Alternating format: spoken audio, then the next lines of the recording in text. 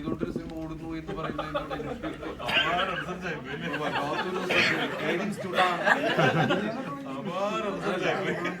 അത് ആ കണ്ടന്റ് ആ സ്റ്റോറി എന്താ ആവശ്യപ്പെടുന്നു എന്നുള്ളതിനെ ബേസ് ചെയ്താണ്. പിന്നെ ഈ കഥയില് ചില സ്ഥലത്ത് നമ്മൾ പറഞ്ഞിട്ട് ഓടേണ്ട അവസ്ഥകളുണ്ട്. അപ്പൊ ഓടിയില്ലെങ്കിൽ അവിടെ നിന്ന് കഴിഞ്ഞാൽ അടിയുടെ പെരുന്നാൾ എന്ന് പറയുന്ന പല അവസ്ഥകൾ നമ്മൾ ചിലപ്പോൾ ഓടിയിരിക്കും. പ്രൊഡ്യൂസർ ഓടാതിരിക്കുക, പ്രൊഡ്യൂസർ ഡയറക്ടർ ഓടിക്കാതിരിക്കുക, ഈ രണ്ട് കാര്യങ്ങളാണ്.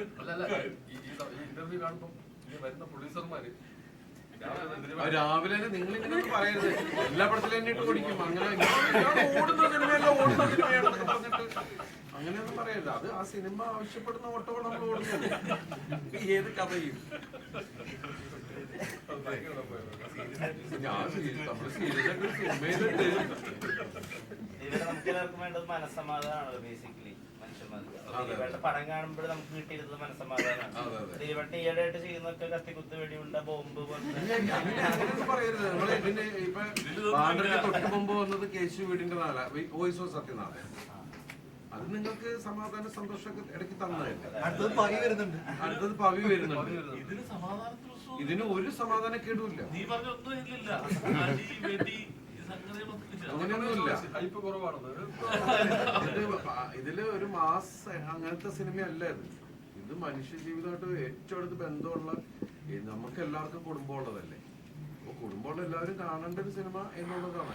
അതാ നേരത്തെ പറഞ്ഞത്.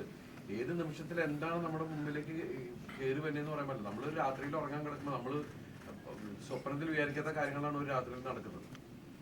അപ്പൊ അത് പല ആൾക്കാരുടെ ജീവിതത്തിലും പല കാര്യങ്ങളും നടക്കുന്നുണ്ട്.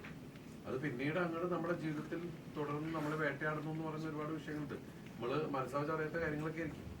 അപ്പൊ ഇത് എവിടേക്ക് എന്തൊക്കെ എപ്പോഴാ വന്നതെന്നൊന്നും പറയാൻ പറ്റൂല. അതുപോലെ എല്ലാവർക്കും അറിയാവുന്ന ഒരു ഇൻസിഡന്റ് ആണ്. പക്ഷെ ഇത് ഈ തങ്കമണി എന്ന് പറഞ്ഞ സിനിമയുടെ അനൗൺസ്മെന്റ് മറ്റുള്ള കാര്യങ്ങളും ചർച്ച വന്നപ്പോഴാണ് പല ആൾക്കാരും അത് പോയി തങ്കമണി എന്താ നോക്കിയത്. അല്ലേ? ശരിയല്ലേ? അങ്ങനെയാണ് നമുക്ക് പൂർണ്ണമായിട്ട്. പക്ഷെ ബേസിക്കലി ദിലീപ് എന്നൊരു ആക്ടറിന്, ഒരു സ്റ്റാറിന് ഈ ചിത്രത്തിൽ എക്സൈറ്റ് ചെയ്യിപ്പിച്ചൊരു കാര്യം ഉണ്ടായിരുന്നു. നമ്മളിപ്പോ 2018 എന്ന് പറഞ്ഞ സിനിമ വന്നപ്പോ നമ്മള് തൊട്ടടുത്ത് നമ്മൾ കണ്ടറിയുകയും അതിൽ പങ്കെടുക്കുകയും ചെയ്ത ആൾക്കാരാണ്. ഇവിടുന്ന് മലയാള സിനിമയിലെ ഏറ്റവും വലിയ ഹിറ്റുകളിലൊന്നാണ്. നമ്മൾ കണ്ട കാര്യങ്ങൾ തന്നെയാണ്.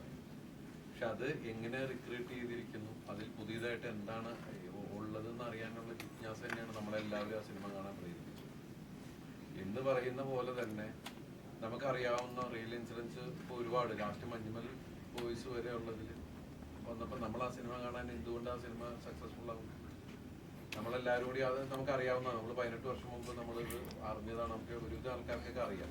നമ്മൾ നെറ്റിൽ അടിച്ചു നോക്കിയ കഴിഞ്ഞാൽ ആ കാര്യങ്ങളൊക്കെ അറിയാം. പക്ഷെ നമ്മൾ എന്തുകൊണ്ട് അത് കാണാൻ പോകും? എന്താണ് ഇവർ ചെയ്തു വെച്ചേക്കണേ എന്നുള്ളത് അറിയാനുള്ള ജിജ്ഞാസയാണ്. അതുപോലെ പക്ഷെ ഈ സിനിമയിൽ നമ്മൾ പറഞ്ഞല്ലോ, നമ്മൾ റിയാലിറ്റി ഫിക്ഷനോട് മിക്സ് ചെയ്തിട്ടാണ് ഈ സിനിമ ചെയ്തിരിക്കുന്നത്. ഇതിൽ എന്താ ചെയ്തിരിക്കുന്നത് നിങ്ങൾക്ക് ഇപ്പോഴും അറിയില്ല.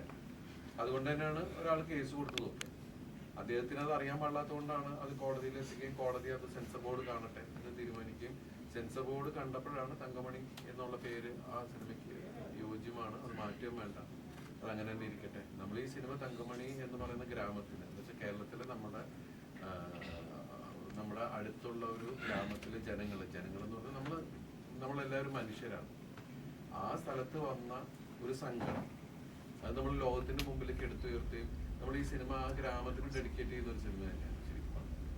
അപ്പൊ ഈ സിനിമയില് നമ്മൾ പുതിയതായിട്ട് എന്തൊക്കെ ചെയ്തിട്ടുണ്ട്, അല്ലെങ്കിൽ അന്നും കാണാതെ കിടന്ന എന്തൊക്കെ സാധനങ്ങൾ നമ്മൾ പൊക്കിക്കൊണ്ടുവരാൻ ശ്രമിച്ചിട്ടുണ്ട് എന്നുള്ള കാര്യങ്ങൾ, എന്താണ് അവിടെ നടന്നത്, ആര് കാരണമാണ്, എന്താണ്, അങ്ങനെ കുറെ കാര്യങ്ങളുണ്ട്. അപ്പൊ അത് മൊത്തം കാര്യങ്ങൾ എന്തായാലും നിങ്ങൾ അടിക്കുന്ന ഗൂഗിളിൽ ഉണ്ടാവില്ല. നമ്മൾ ഈ സിനിമയിൽ എങ്ങനെയാണ് പ്രവർത്തിച്ചേക്കുന്നത്, അല്ലെങ്കിൽ ഇതിന്റെ സംവിധായകൻ എന്താണ് എഴുതി വെച്ചിരിക്കുന്നത്, എന്താണ് ചിത്രീകരിച്ചിരിക്കുന്നത് നിങ്ങൾക്ക് ഒരിക്കലും അറിയില്ല.